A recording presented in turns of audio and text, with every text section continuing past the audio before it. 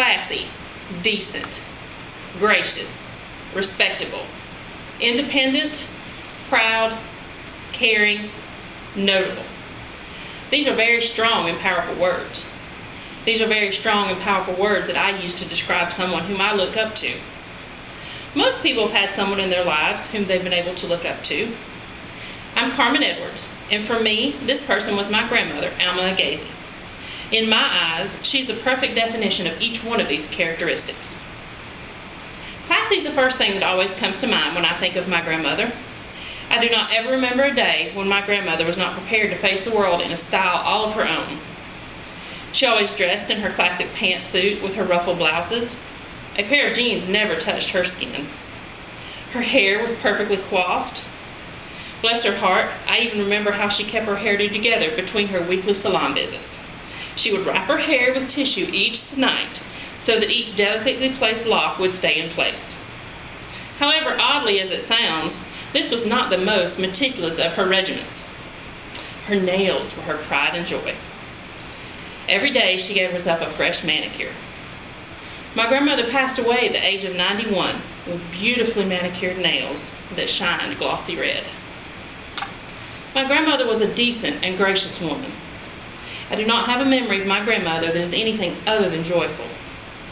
She was a nice person. She was nice to every person I saw her come into contact with. She was the type of person that asked you how your day is, and she really meant to ask how your day is.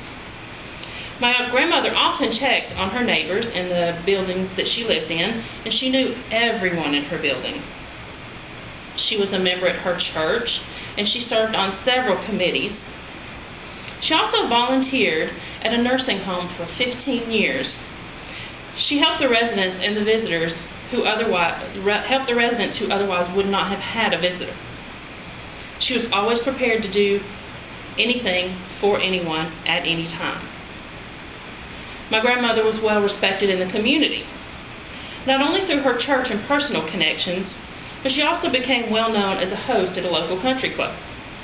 For years, my grandfather managed a prominent country club, and my grandmother was by his side the entire time.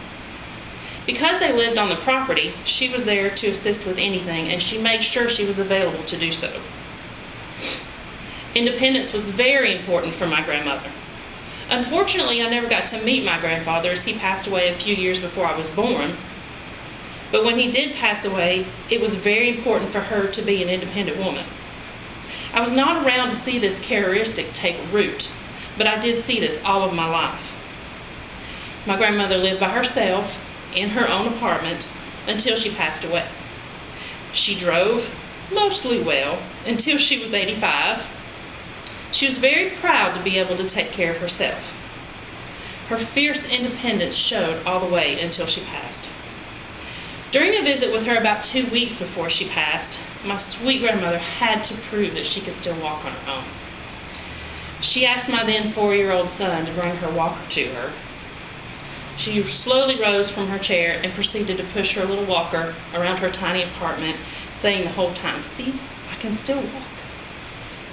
My grandmother genuinely cared for anyone she came in contact with. She's never been on the news.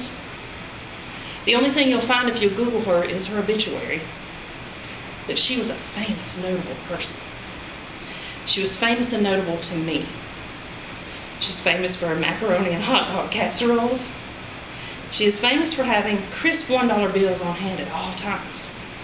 She's famous for her blue eyeshadow. Her life is notable.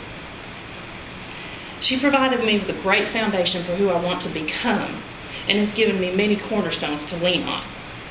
I haven't gotten there yet, but someday I hope to inspire others as she has inspired me all of my life.